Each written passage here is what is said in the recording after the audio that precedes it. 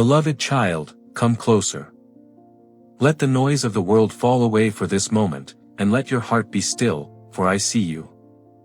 I see the quiet battles you fight when no one is watching, the fears that creep in like a cold draft under the door late at night. I see the brave face you wear, the smile that hides exhaustion, the competence that masks a tremor of doubt. You feel at times as if an army has encamped against your peace. An army of anxieties, of overwhelming responsibilities, of critical voices from your past and present, of relentless pressures to be more and do more. Some of you feel targeted by false witnesses, not in a courtroom, but in the court of opinion, where gossip, misunderstanding, and malice can breathe out cruelty and distort your character. I see the profound loneliness that can settle in even when you are surrounded by people, the deep ache that comes from feeling unseen, unheard, or fundamentally misunderstood. I have seen the moment you almost gave up, the instant you felt your strength fail and thought to yourself, I cannot go on. You have known the fear of abandonment in its many forms, a friend who turned away, a family that could not offer the safety you needed, a mentor who disappointed you, a system that failed you. You have stood at the edge of despair, looking into the void, and your soul has whispered, I would have fainted, had I not believed to see the goodness of the Lord in the land of the living.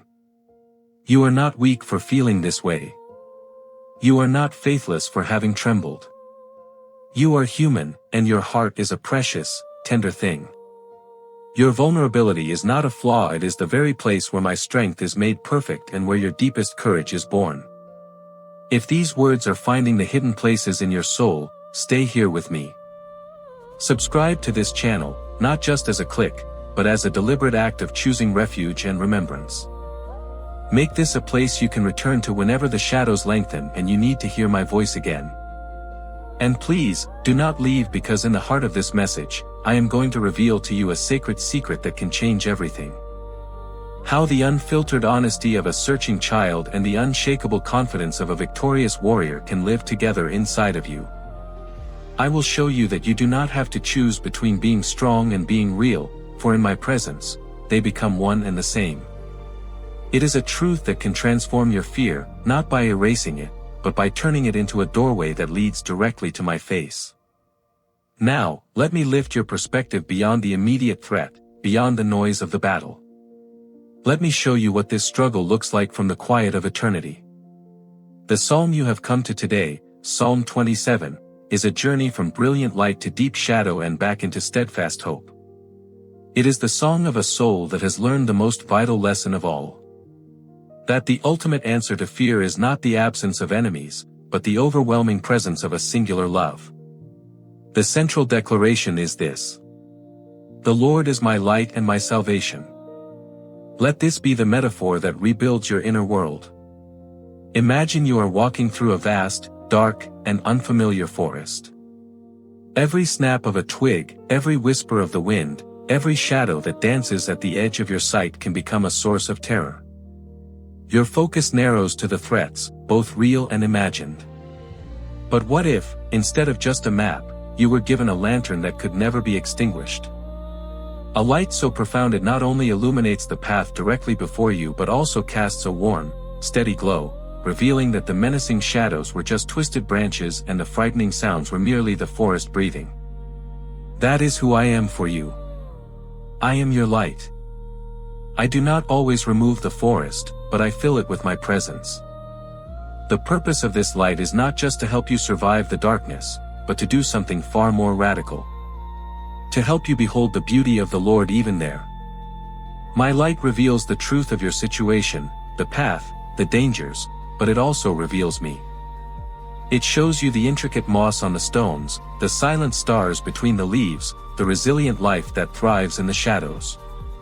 The one great desire that conquers 1,000 fears is the desire to simply stay in this light, to dwell in my house, to gaze upon my beauty all the days of your life. This is not escape, it is the ultimate reality. The battle you are in is not designed to destroy you, it is an invitation to discover that I am the one thing you desire, the one thing you cannot live without. To help you walk in this reality, let me give you 5 spiritual counsels, 5 pillars of truth you can build your life upon. These are not heavy burdens, but liberating keys that unlock the strength and peace this psalm promises. Each one is a step out of the shadows and into the steady safety of my light. First, begin your day and your prayers with a declaration of truth, not a catalog of fears. Before you list your anxieties, before you give voice to the opposition you face, anchor your soul with this unwavering statement. The Lord is my light and my salvation, whom shall I fear? The Lord is the strength of my life, of whom shall I be afraid? This is not denial. This is a profound act of spiritual warfare. You are defining your reality based on who I am, not on who your enemies are or how you feel. You are telling your own heart where its ultimate safety lies.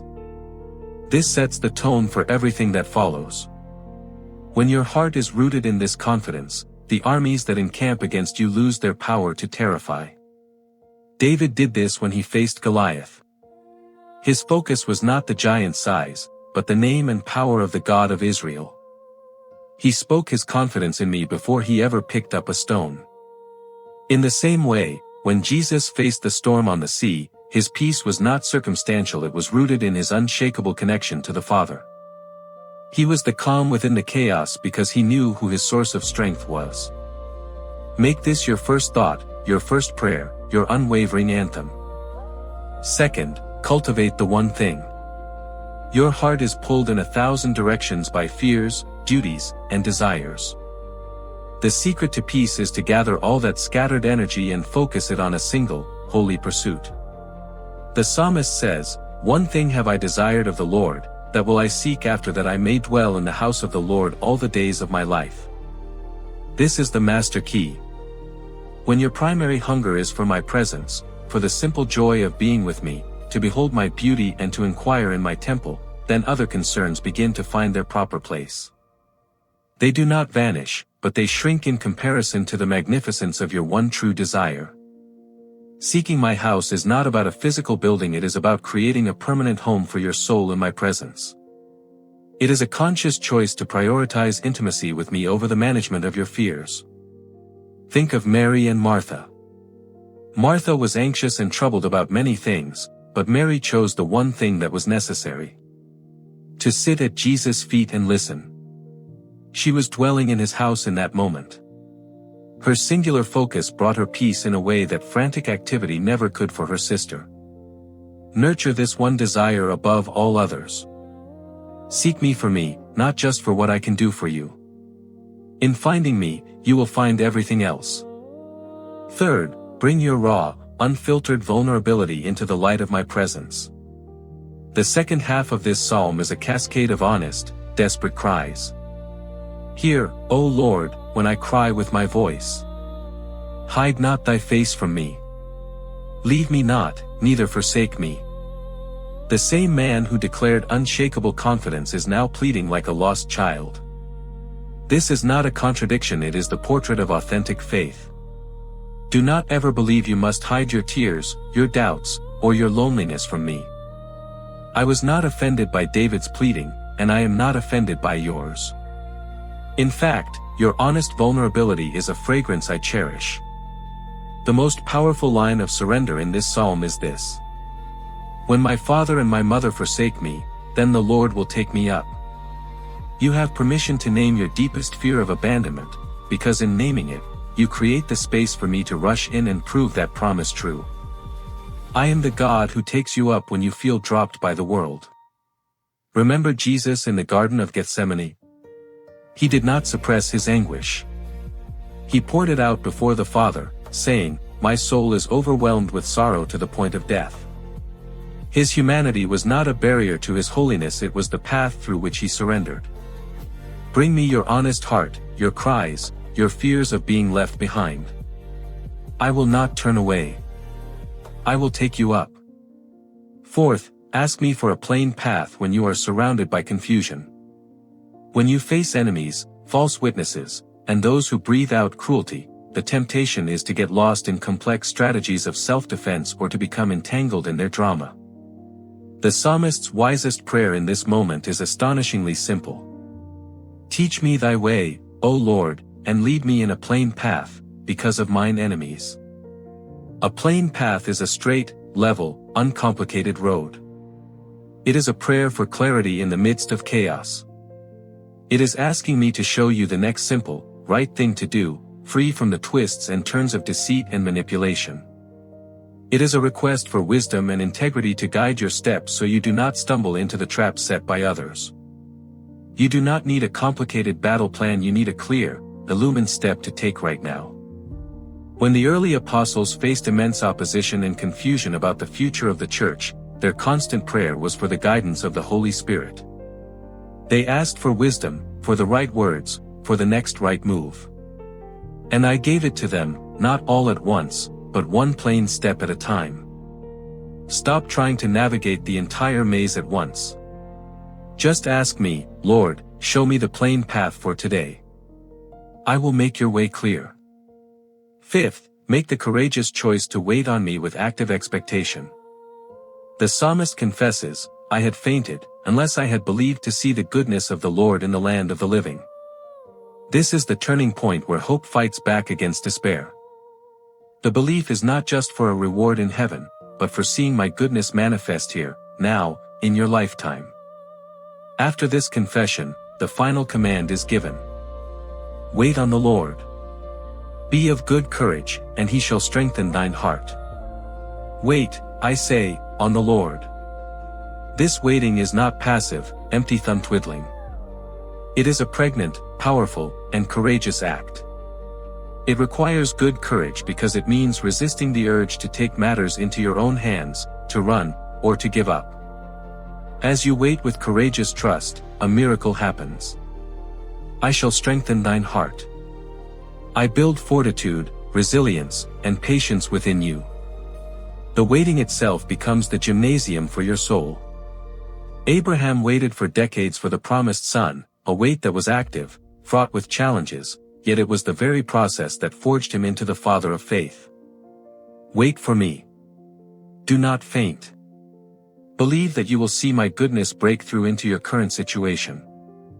And in that courageous waiting, feel my hand actively strengthening your heart from the inside out.